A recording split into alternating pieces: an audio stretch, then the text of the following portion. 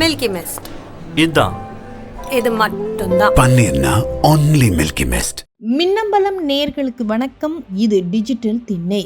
பொறுமைக்கும் எல்லை உண்டு என்று பொங்கி எழுந்திருக்கிறார் சிஎம் ஸ்டாலின். இப்போ இருக்கிற நிலைமைக்கு இன்னமும் திமுக காங்கிரஸ் கூட்டணி உறுதியா முடிவாகவில்லை என்பதுதான் நிதர்சனம். ஆட்சி அதிகாரத்துல பங்கு அதிக இடம்னு ஸ்டாலின் கிட்ட காங்கிரஸ் ஐவர் கூட கூறிவிட்டு போனார்கள். ஸ்டாலினும் கூட்டணி ஆட்சி கிடையவே கிடையாது என்று ஆராசா மூலமாக ராகுல் காந்திக்கு கூறி அனுப்பியிருந்தார். இதற்கு பிறகு கூட்டணியை உறுதியும் இறுதியும் செய்வதற்கு இரண்டு தரப்பும் எந்த மூவும் செய்யலங்க.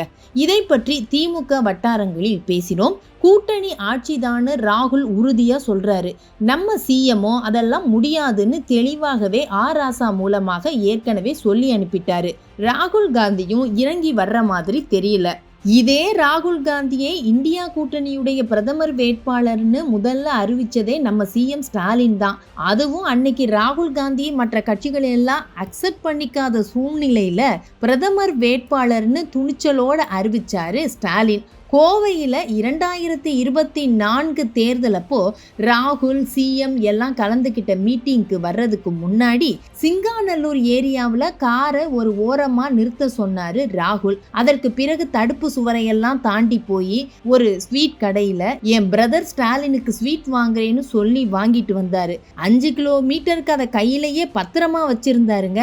அதற்கு பிறகு மேடையில் சிஎம் கிட்ட கொடுத்தவரும் இதே ராகுல் காந்தி தான். அன்னைக்கு அந்த வீடியோ நாடு முழுவதும் வைரலான கதையும் உங்களுக்கு தெரியும். ஆனா இப்போ 2026 முக்கியமான தேர்தல் இல்லையா? இதுல சிஎம் வேட்பாளர் என் பிரதர் ஸ்டாலின் தான் உறுதியா சொல்றதுக்கு ராகுல் காந்திக்கு மனசு வரலையே. திமுக கூட்டணியை உறுதி செய்யவும் பேச வரல. அப்படின்னா சிஎம்க்கு எவ்வளவு அதிருப்தியும் கோபமும் இருக்கும் என்று பொங்குகின்றனர் திமுக வட்டாரங்கள். திமுகவின் சீனியர் லீடர்ஸ் கிட்டையும் பேசணும்.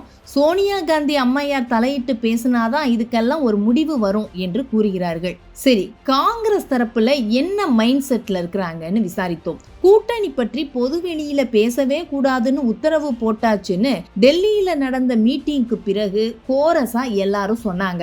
ஆனா மாணிக்கம் தாகூர் எம்பி, பிரவீன் சக்கரவர்த்தி இவங்கெல்லாம் விடாம திமுகவை சீண்டிக்கிட்டே தான் இருக்கிறாங்க. இன்னைக்கு கூட மாணிக்கம் தாகூர் ஒரு ட்வீட் போட்டிருந்தாரு. இந்த முறை மதுரை வடக்கு தொகுதியில காங்கிரஸ் வேட்பாளர் நிற்க வேண்டும் என்று அன்பு தலைவர் கர்கே அவர்களிடம் கோரிக்கை வைப்பேன். தன்மானம் காக்க சிலருக்கு பாடம் புகட்ட வேண்டும்.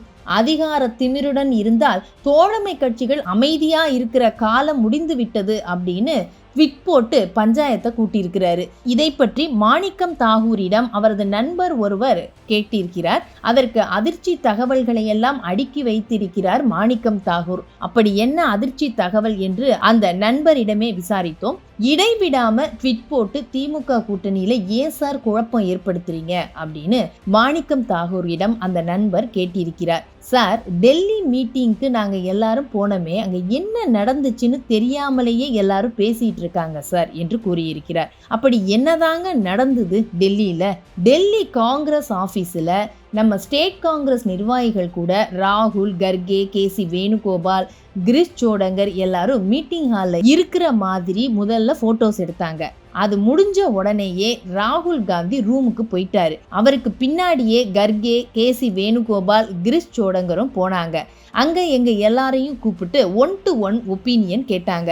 இப்படி கேட்கும்போது ஸ்டேட் பிரசிடென்ட் செல்வ பெருந்தகையை பக்கத்துல உட்கார வைக்கலங்கிறது ரொம்ப முக்கியம் சார், அது தெரியுமா அங்க உள்ள எல்லாருக்கும் என்று கேட்டிருக்கிறார். கூடவே முதலில் ப. சிதம்பரம் உள்ளே நுழைந்திருக்கிறார். 10 நிமிடத்திற்கு மேல அவரோட கருத்தை கூறி வந்திருக்கிறார்.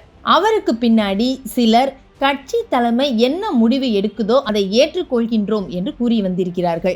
நாங்க எல்லாம் ஆட்சி அதிகாரத்துல பங்கு கேட்கணுங்க, கூட்டணி ஆட்சி தான் அமைக்க வேண்டும் என்று கூறிவிட்டு, அப்படி திமுக கூட்டணி ஆட்சிக்கு ஒத்துக்கலைன்னா விஜயுடன் கூட்டணி வைக்கிற ஆப்ஷனையும் பார்க்கலாம் என்று வெளிப்படையாகவே சொன்னோம். இந்த 1-to-1 மீட்டிங்ல திமுக கூட்டணியில தான் இருக்கணும், காங்கிரஸ் திமுக கூட்டணி நீடிக்கணும்னு சில பேர் சொல்லியிருக்கிறாங்க. ஆனா அவங்க நிலைமை என்னாச்சு தெரியுமா சார் என்று புதிர் போட்டிருக்கிறார் மாணிக்கம் தாகூர். அந்த புதிரை அவிழ்த்து விட்டிருக்கிறார் அவருடைய நண்பர். திமுக கூட்டணியில தான் காங்கிரஸ் இருக்கணும்னு உறுதியா சொன்னது மொத்தம் 6 பேர் மட்டும்தான். அவங்க 6 பேரு யாரு என்னங்கிற விவரத்தை எல்லாம் குறிச்சு வச்சுக்கிட்டாரு ராகுல் காந்தி. அந்த 6 பேருக்கும் இந்த தேர்தல சீட்டே கொடுக்காதீங்க அப்படின்னு மேலிட பார்வையாளர் கிரிஷ் சோடங்கர் கிட்ட அங்கேயே கோவமா சொல்லி இருக்கிறாரு ராகுல் காந்தி. இந்த ட்விஸ்ட் தெரியாம இங்க உள்ளவங்க பேசிட்டு இருக்காங்க சார். அப்ப ராகுல் காந்தி இந்த விஷயத்துல எவ்வளவு சீரியஸா இருக்கிறாரு அப்படிங்கறத புரிஞ்சுக்கங்க. அவர் என்ன நிலைப்பாட்டுல இருக்கிறாரோ அதைத்தான் நாங்க பேசுறோம். எங்களை விமர்சிச்சா நாங்களும் பதிலடி கொடுப்போம், அமைதியாலாம் இருக்க முடியாது சார் என்று கொட்டி தீர்த்திருக்கிறார். சரி, ராகுல் காந்தியுடைய நெக்ஸ்ட் மூவ் தான் என்னங்க? டெல்லி காங்கிரஸ் சீனியர்களிடம் இது குறித்து நாம் பேசினோம். கூட்டணி ஆட்சி இல்லைன்னு ஸ்டாலின் உறுதியா சொல்லி இருக்கிறாரு. அதே நேரத்துல துணை சபாநாயகர் பதவி, வாரிய தலைவர்கள், அரசு நியமன பதவிகள்ல கணிசமான ஒதுக்கீடு, உள்ளாட்சி அமைப்புகள்ல அதிக இடங்கள் தர்றோம் அப்படின்லாம் திமுக தரப்புல சொல்லியிருக்கிறாங்க. அது சரிப்பட்டு வருமா, அதை ஏத்துக்கிட்டா நமக்கு சரியா இருக்குமா அப்படிங்கிற ஆலோசனை எல்லாம் நடந்து கொண்டே இருக்கிறது என்கின்றனர்.